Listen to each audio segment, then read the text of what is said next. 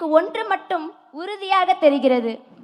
ஒரு 4 மாதங்கள் பொறுப்பாய் உழைத்ததற்கு பலனாய் இதோ திரை உலகின் உச்ச நட்சத்திரமாய் தமிழ் சமூகத்தின் கலங்கரை விளக்கமாய் உள்ள உங்களின் முன்னால் என்னால் நிற்க முடிகிறது என்றால், உங்களின் பின்னால் கைகோர்த்து நிற்கும் பல லட்சோப லட்ச இளைஞர்களின் தன்னலம் பாராத அயராத உழைப்பிற்கு பலனாய் சென்னையின் செயின்ட் ஜார்ஜ் கோட்டை மட்டுமல்ல, டெல்லியின் செங்கோட்டையும் சாத்தியமே.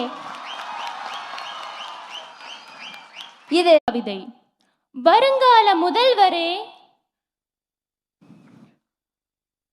எங்கள் இளைய தளபதியே, கல்விக்கு வலு கொடுக்கும் விழிப்புணர்வு நாயகரே, திரை நட்சத்திரங்கள் பல இன்று மேடையில் கழிக்க நீவிர் மட்டும் அதில் ஒளி நட்சத்திரமாக கல்விக்கு வணக்கம் சொன்னீர். கலையும் சிறந்ததுமால் கல்வியும் சிறக்கிறதுமால் அழியா செல்வமாகிய கல்விக்கு முன்னுரிமை கொடுத்து மாணவர்களை கௌரவித்த எங்கள் விஜயண்ணா அவர்களுக்கு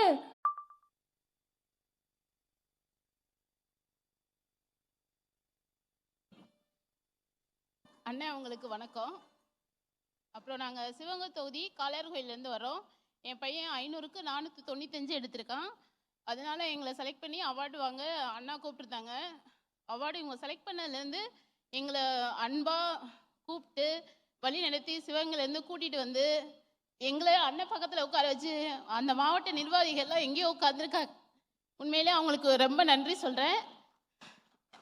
இவங்க எல்லாரும் வந்து இல்லைனாலும் she came here to receive the prize. இந்த சிறப்பு பணி மிக அருமையாக உயர்ந்த உள்ளம் கொண்டு திரு விஜய் அவர்கள் செய்து வருகிறார். அவருடைய இந்த பணி சிறக்க நான் வாழ்த்துகிறேன். 2026 தேர்தலில் வெற்றி பெற்று செயின்ட் ஜார்ஜ் ஃபோர்ட் அதில் முதல்வராக அமர்வார் என்ற நம்பிக்கையுடன், but for the word change everything changes அப்படின்னு சொல்லுவாங்க. ஸோ இந்த தளபதிக்கும் தளபதியின் தளபதிகளுக்கும் வணக்கம். தமிழக வெற்றி கழகம் நடத்துகின்ற ஒரு அரசியல் கட்சி நடத்துகின்ற ஒரு பொதுவான விழாவில், ஒரு பொது விழாவை இவ்வளவு ஒழுங்காகவும் சரியான ஒருங்கிணைப்போடும் எந்த ஒரு அரசியல் கட்சியும் நடத்தியதாக நாங்கள் இதுவரை பார்த்ததே இல்லை.